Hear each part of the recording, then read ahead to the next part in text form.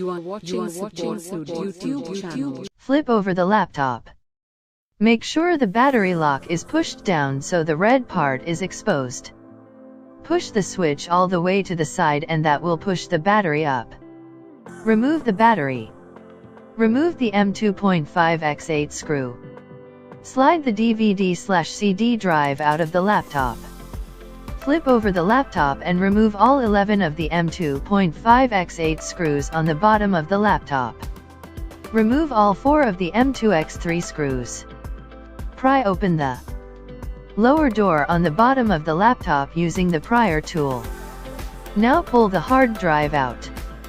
Put slight pressure on the hard drive and slide it to the left.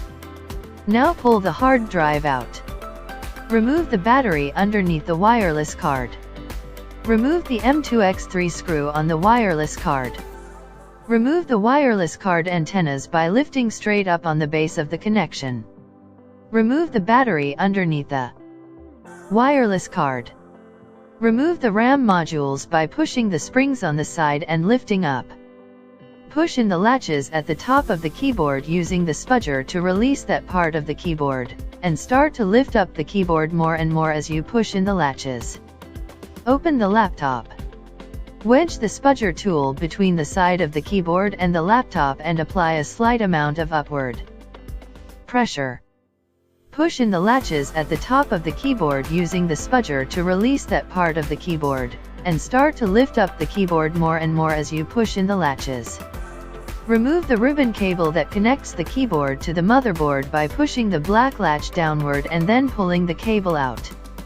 Remove the 8 M2.5x8 screws.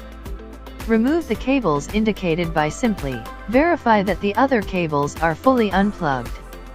Remove M2.5x8 screw. Lift the motherboard up and unplug the fan. Now replace the motherboard with a new one and follow the steps in reverse to assemble the laptop with the new motherboard.